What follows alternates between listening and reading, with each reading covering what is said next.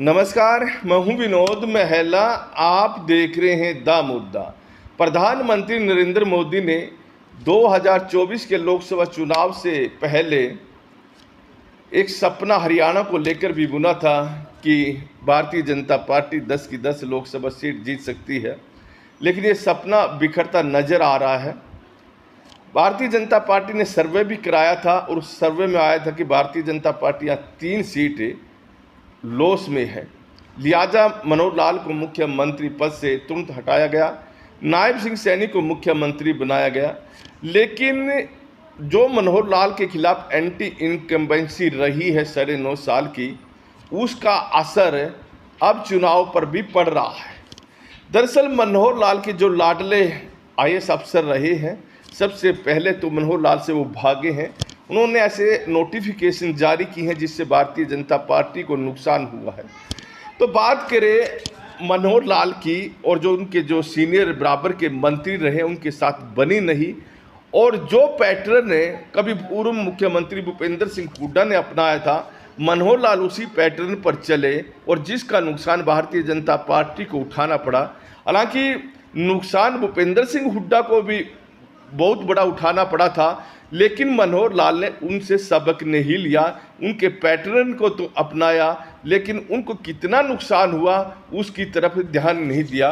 भूपेंद्र सिंह हुड्डा ने भी जो IAS अफसर हैं उनके प्रति काफ़ी प्यार दिखाया था, और जो बराबर के नेता कांग्रेस पार्टी में उनके रहे, धीरे धीरे उनको मजबूर कर दिया था कि वो पार्टी को छोड़ दे, और उन नेताओं ने पार्टी भी छोड़ दी है, जिसका परिणाम यही रहा कि भूपेंद्र सिंह हुड्डा यानी कांग्रेस पार्टी 10 सालों से सत्ता से बाहर है। दरअसल मनोहर लाल ने भी IAS अफसरों से बहुत प्यार दिखाया। हालांकि उस समय भी पूर्व मंत्री अनिल विज ने मनोहर लाल को सलाह दी थी, और आपको वो सलाह याद होगी। अनिल विज ने मनोहर लाल से कहा था कि ये अफसर हैं, ये किसी के नहीं है, जब तक आप मुख्यमंत्री रहेंगे आपकी सुनवाई करेंगे, और जैसे ही सीट से हटेंगे या सरकार जाएगी तो ये मुंह मोड़ लेंगे, और वही काम हुआ। उस समय अनिल विज ने कहा था कि अफसर अगर 20 रुपये के हैं तो ये पार्टी के कार्यकर्ता 2000 रुपये का नोट है। आपको ये शब्द अनिल विज के कई साल पहले सुने भी होंगे। खैर, अनिल विज की सलाह को मनोहर लाल ने कतई नहीं माना, और अब निश्चित तौर पर अनिल विज के ये कहे हुए शब्द मनोहर लाल के कानों में गूंज भी रहे होंगे। जैसे ही मनोहर लाल मुख्यमंत्री पद से हटे, बहुत सारे अफसरों का जो रवैया है वो बदल गया है, और जिसके कारण आपने देखा भी होगा चुनाव के दौरान कितने नोटिस इन लोगों ने भेजे थे ताकि भारतीय जनता पार्टी को नुकसान हो। और तब मनोहर लाल ने कहा था कि 4 जून के बाद ऐसे अफसरों के खिलाफ सख्त कार्रवाई होगी। इसी तरह का बयान नायब सिंह सैनी ने दिया था। खैर, मनोहर लाल के खिलाफ हरियाणा में एंटी इनकम्बेंसी देखी गई, और इसका नुकसान लोकसभा चुनाव में हो रहा है।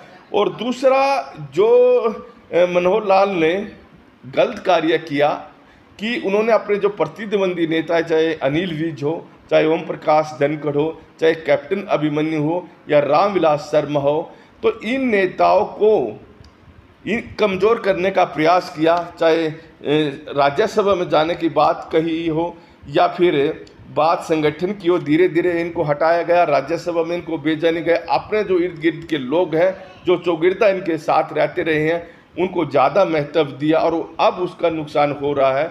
ओम प्रकाश धनखड़ ने हरियाणा के अंदर पार्टी को खड़ा कर दिया था, और आज तक के जितने प्रदेश अध्यक्ष हरियाणा में बने हैं, अगर किसी ने बेहतरीन कार्य किया संगठन में तो ओम प्रकाश धनखड़ ने किया। तो देखें, मनोहर लाल मुख्यमंत्री रहे, लेकिन उन्होंने कार्यकर्ताओं की नहीं सुनी। इससे कार्यकर्ताओं में निराशा साफ तौर पर देखी गई।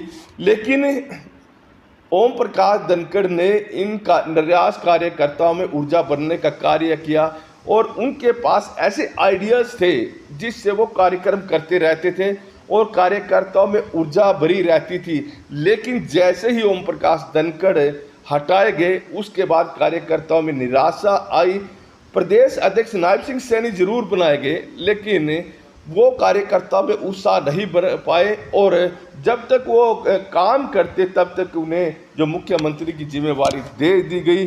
और चुनाव के अंदर अगर भारतीय जनता पार्टी का कार्यकर्ता काम करता, निश्चित तौर पर भारतीय जनता पार्टी अच्छी सीट जीतती दिखाई देती, लेकिन कार्यकर्ता कार्यक्रमों में दिखे जरूर हैं। उन्होंने किसी पड़ोसी से भी वोट नहीं मांगी और उसका खामियाजा आज भारतीय जनता पार्टी लोकसभा चुनाव में उठाने जा रही है, इसमें कोई दो राय नहीं। इसका साफ संकेत यही है कि कार्यकर्ता भी पूर्व मुख्यमंत्री मनोहर लाल के कामकाज से संतुष्ट नहीं थे।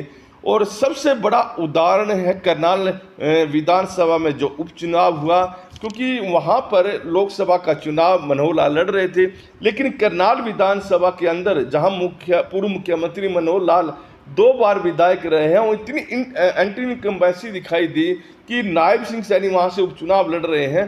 तो नायब सिंह सैनी ने इस एंटी इनकम्बेंसी से बचने के लिए अपनी अलग टीम वहाँ पर बनानी पड़ी।